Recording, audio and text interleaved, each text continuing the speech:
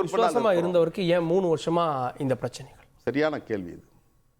கடந்த 4 ஆண்டுகளுக்கு முன்பாக வழக்கறிஞர் பாலாஜி என்றவருடைய தோழர் உயர்நீதிமன்றத்துடைய வழக்கறிஞராக அவருடைய திருமணம் வந்து விருதுநகர் மாவட்டத்தில் நடக்குது.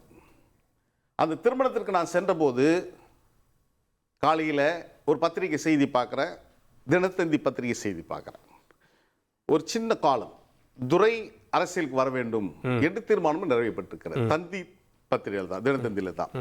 நான் அதை படிச்சுட்டு போகும்போது தலைவர் வைகோவுடைய மகன் துரை என்பதற்காகவே அவருடைய அரசியல் அபிலாஷைகள் ஏற்றுக்கொள்ளக்கூடாதா? நியாயமான காரணம்.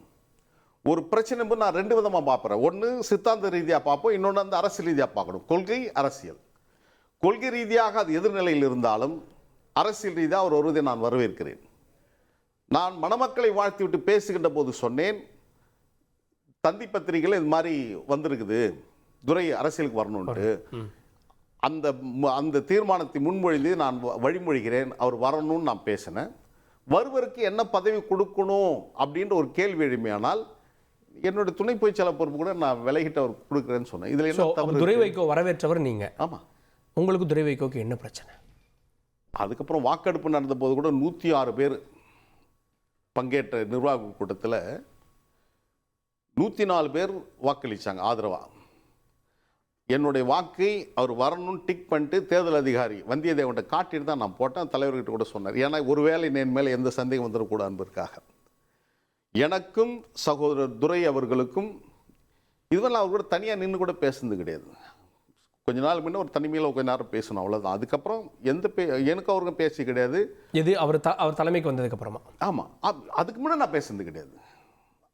ஏன்னா ஒரு எச்சரிக்கை அவருடைய நண்பர்கள், அவருடைய உடன்பர்கள் தோழர்கள்லாம் சொன்னாங்க, ரொம்ப எச்சரிக்கையாக இருங்க, அவர்கிட்ட அரசியல் வராது, ரொம்ப எச்சரிக்கையாக இருங்க. நீங்கள் அவர் வரணும்னு சொல்கிறீங்க, அவர் வந்து தன்னுடைய நிழலை கூட நம்ப மாட்டார், அவருக்கு ஆலோசனை சொல்லுவது பிடிக்காது, தன்னை விட அறிவாளி யாரும் இல்லைன்னு நினைப்பார்.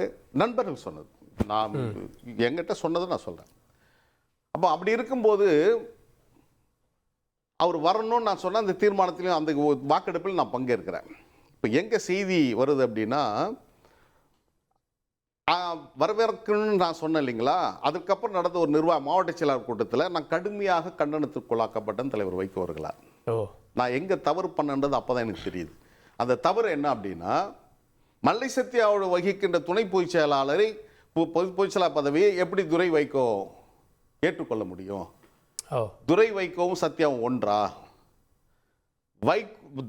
மல்லை சத்யா அந்த பொறுப்பை இருந்து விலகினார்னா அவர் சார்ந்த இன்னொரு பட்டியலில் தான் அந்த பொறுப்புக்கு வர முடியும்.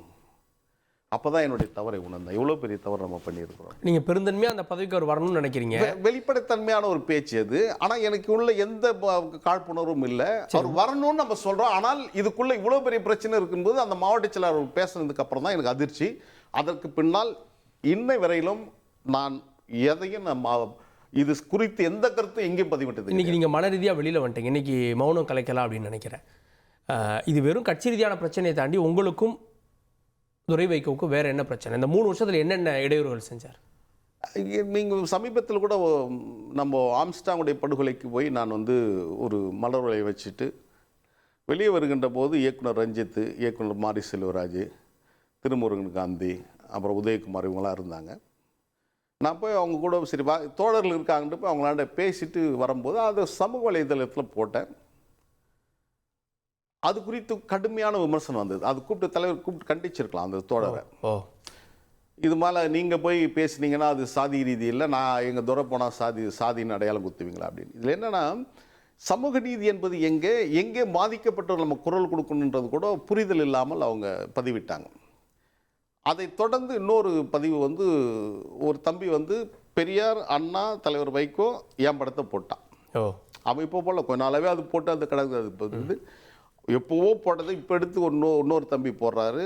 பெரியார், அண்ணா, வைகோ, துரை இதை ஏற்றுக்கொள்ளவர்கள் மறுமலர்ச்சி திமுகவில் இருக்கலாம், இல்லைனா வெளியேறலாம் அப்படின்றாரு.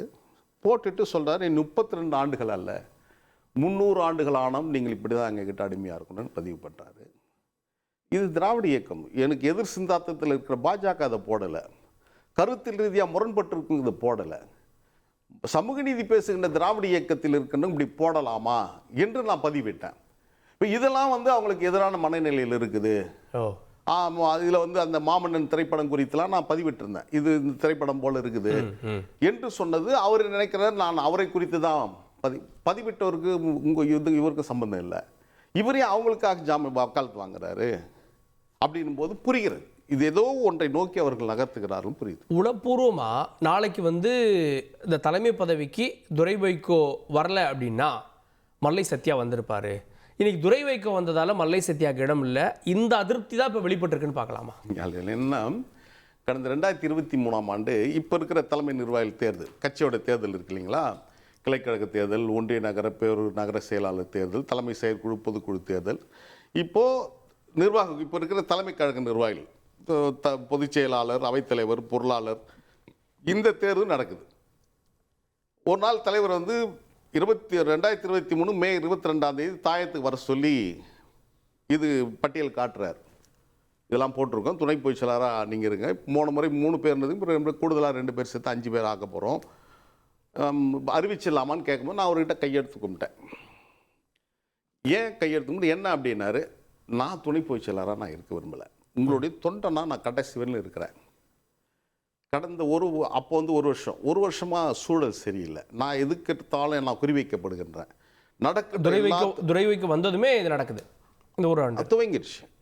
அப்போது குறிவைக்கப்படுறேன். அப்போது நான் இதில் பயணிக்கிறது நல்லா இருக்காதுண்ணா, அதால் அது ஒரு அன்கம்ஃபர்டபுளான ஒரு ஜேர்னியாக இருக்கும். அதால் நான் உங்கள் கூட நான் இருந்துட்டு போயிடுறேன், அது காலம்புள்ள உங்கள் கூட இருந்துருவேன், இந்த பொறுப்பு வேண்டாம் அப்படின்னு. இல்லை நான் பார்த்துக்கிறேன் அப்படின்னு சொல்லி பெரிய சமாதானங்கள் ஏறக்குறைய 1 மணி நேரத்துக்கு அப்புறம் அது நடந்து, விருப்பம் இல்லாமல் தான் தலைவருடைய வற்புறுத்தின் பேரில் நான் கையெழுத்து போட்டேன் அந்த வேட்புமனுவில். அந்த வேட்புமனு கட்டணத்து கூட தலைவர் தான் தன்னுடைய பெட்டியிலேருந்து 50,000 ரூபாய் எடுத்து இது எனக்கும் சத்யாவுக்கும் 25,000 வேட்புமனு கட்டணும்னு கட்டினார். முடிஞ்ச பிறகு தலைவர் பேசுகின்ற போது சீக்கிரம் தேர்தல், எம்பி தேர்தல், எம்எல்ஏ தேர்தலாம் வருது, ஒரு நல்ல நிலையை நான் உங்களை கொண்டு வருவேன், நீங்கள் கூட விசுவாசமாக இருக்கிறீங்க அப்படின்னும்போது நான் சொன்னேன், எனக்கு இந்த போய் மக்களை சந்தித்து ஓட்டு வாங்குறது என்னால் முடியாது, என்கிட்ட பணம் கிடையாது, நான் ஏற்கனவே நிறைய கடன்காரனாக இருக்கிறேன், இதுவரை நான் வந்து மெரிட்டில் ஓடியாந்தவன், புது வண்டி வச்சுருந்தேன், இப்போ வந்து நான் பழைய கார் வச்சு நான் சுற்றிட்டு கிடக்கிறேன், அதால் எனக்கு இது வேண்டாம், வாய்ப்பு இருந்தால் எதிர்காலத்தில் ராஜ்யசபா எம்பி ஏன்னா விரும்பினேன் பணியாற்றணும். தவிர்க்க முடியாத தம்ப்நெயில்ஸ், கலக்கலான கண்டென்ட்ஸ், சினிமாவும் சீரியஸ் பிரச்சனைகளும், பல வருடங்கள் இடைவெளி கலகலப்பும் கைகலப்பும், ஏற்ற தெரிக்குதுனாலே டன்னு தான். பிரேக்கே இல்லாமல் பிரேக்கிங் நியூஸ் சொல்லும் தந்தி டிவி ஆப். இன்ஸ்டா தலைமுறை வரை இறங்கி அடிக்கும் தந்தி டிவியின் டிஜிட்டல் எக்ஸ்க்ளூசிவ். அது தண்ணிக்குள்ள போகும்போது ஹேங் ஆயிடுச்சு. உங்களுக்கு விஜய் சார் எந்த அளவுக்கு ரொம்ப பிடிக்கும்? Of course, Malayalis are huge Vijay sir fans. 2 பேருமே ரொம்ப பிடிக்கும் எனக்கு.